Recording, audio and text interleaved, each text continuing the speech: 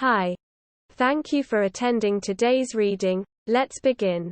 Read this if you are feeling down. I was reminded of a poem today and I thought I should share it in case you haven't read or heard of it. Smiling is infectious. You catch it like the flu. When someone smiles at me today, I started smiling too. I passed around the corner, and someone saw my grin. When he smiled, I realized I'd passed it on to him. I thought about that smile, then realized its worth. A single smile just like mine could travel round the earth. So, if you feel a smile begin, don't leave it undetected. Let's start an epidemic quick and get the world infected. Russell H. Conwell. End of story. Next story. An arsonist has ruined my life. I was 8 when our home caught fire. I remember standing on the other side of the street, staring in awe as black smoke curled from the top of the windows. My mother was bawling her eyes out as a neighbor wrapped a blanket around my shoulders. My father just stood there, arm around my mother's waist with a blank look in his eyes. He had worked so hard to provide us a good home and it was burning down in front of him. All of our earthly possessions, the family photos, and the heirlooms were feeding an unforgiving inferno. By the time the fire trucks arrived, the roof was starting to collapse. The firefighters didn't even try to save our home. It was a total loss. They worked to stop the fire from spreading to the trees and neighboring homes as the dry August wind started to carry the embers. I was 15 when part of the school caught on fire. I watched from 3 blocks away. We had moved to a new town shortly after our last home burnt to the ground. From the front porch I could see the school just down the road. The red-hot glow illuminated the dark clouds and cast the trees in orange light. Soon the flashes of cold blue and white strobes joined the warm colors radiating from the gymnasium. All of our neighbors were outside watching the same show. Their excited and worried chatter was almost as loud as the sirens. The school district brought in mobile classrooms for us to attend. It was well over a month before we were allowed back into the actual building. I was 18 when the convenience store on the other side of town caught fire. The black smoke rolled across the noontime sky and filled the neighborhoods with the stench of burning plastic and processed food. The firefighters battled the flame for hours and in the aftermath discovered the store owner blacked and curled in a fetal position where the office once stood. I was 22 when the woods caught on fire. I decided to go camping by myself in Southern Oregon. I needed some alone time to clear my head from the pressures of college. I had just set up my tent and started a small campfire when I saw the red light glowing from the other side of a large hill. I stared in disbelief for longer than I should have. Birds and small woodland creatures started working their way through the trees, running past me. Soon I saw deer, wolves, and a few bears also running away from the hill. I turned and started to run as I saw the first flames flicker above the crest. I left my camping supplies as I booked it towards the road. The raging fire illuminated my path as the sun dipped behind the distant mountains.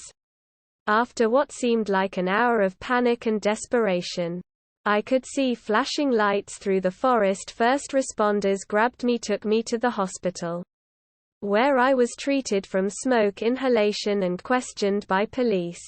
I learned later that while they couldn't discern the exact cause of the fire, they did discover 4 hikers who didn't make it out. I was 25 when the local Catholic church burst into flames. I watched from my office as fire poked through the steeple and licked the cross. The heat caused the surrounding trees to burn and fill the sky with rolling gray smoke. The fire department wasn't able to save the structure or the 3 people who had been unlucky. enough to be trapped by the heat. I was 32 when the local hospital burned to the ground. It was a small and outdated hospital that was in the process of shutting down as a new and much larger one had been built on the edge of town. This small hospital still treated minor conditions and housed several doctor offices. The fire was deemed as a wiring issue. 7 janitors, 1 radiologist, and a clerk died that night. I was 38 when the homeless shelter caught fire. The shelter had stood for a long time and had helped many people over the years, offering them a temporary home, resources, and food. The managers and volunteers had enough time to evacuate everyone before the flames claimed their building. The authorities later declared it an act of arson and they suspected some of the homeless people. Not enough evidence could be collected to determine anyone's involvement though. I was 41 when the dealership went up in smoke. Stacks of tires burned hot and filled the sky with oily black smoke. Vehicles began to catch fire before the fire trucks could roll in. They fought the blaze for hours as I watched from my apartment. My fiancé complained about the smell and hopped out loud that no one was hurt. The sheriff made a statement about their suspicions of arson. I was 43 when I lost another home to a freak fire. I was out of town for a business meeting when it happened. The fire had started in the kitchen of our ranch-style house and spread at a horrific rate. The entire house was engulfed in less than 15 minutes. My wife and baby daughter were both asleep when it started. The neighbors could hear their screams as they burned. The investigators decided that this was caused by an arsonist. They put out an emergency warning to the township that someone in the community was a pyromaniac and a serial killer. I was 45 when the arsonist struck again. A low-income apartment building was set on fire. I saw the orange glow in the night sky as I was walking to the liquor store. I diverted and got close enough to watch the action. Firefighters attempted to rescue as many people as they could, but in the end 87 inhabitants died. The fire had been started in both entrances to the building with an unknown accelerant. The sheriff called on the FBI to aid them in their investigation since they couldn't find a solid lead. Federal agents stayed in town for several weeks before giving up and moving on. I was 47 when my place of employment burned.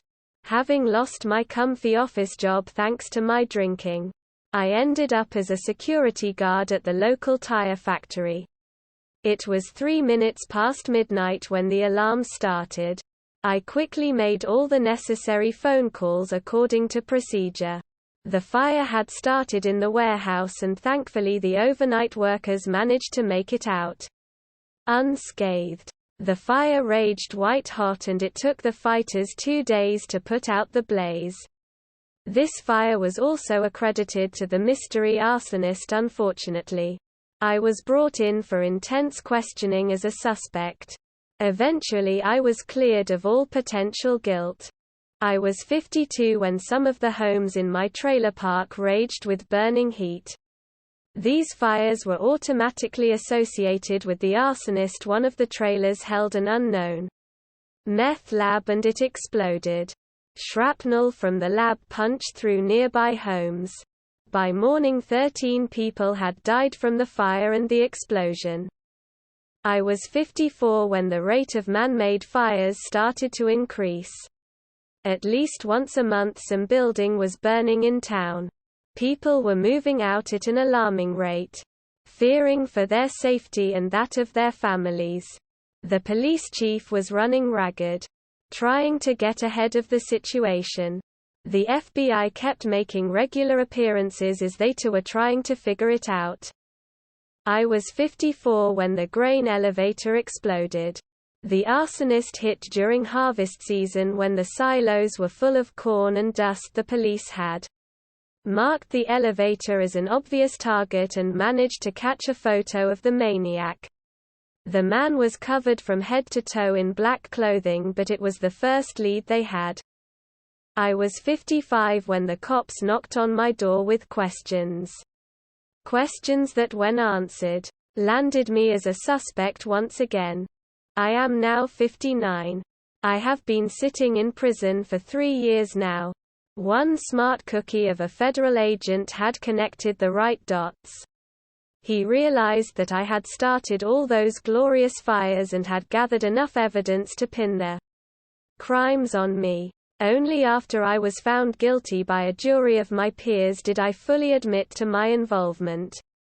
Ever since my first camping trip with my dad, I have been obsessed with flame. The fire calls to me and fills me with joy. Its mesmerizing flicker transports me to a place of mental clarity. The power of its purifying heat calms and soothes my soul. I obtain a feeling of power and control, and the blaze washes over the lives of others. If there is a God, He is fire and smoke. I'm told I will die here in this prison, never to have freedom again. I'm okay with never leaving this prison. But they're mistaken if they think they can keep me away from the fire. End of story. That is all for today. If you want to support my automated channel, feel free to drop a like and subscribe. See you tomorrow.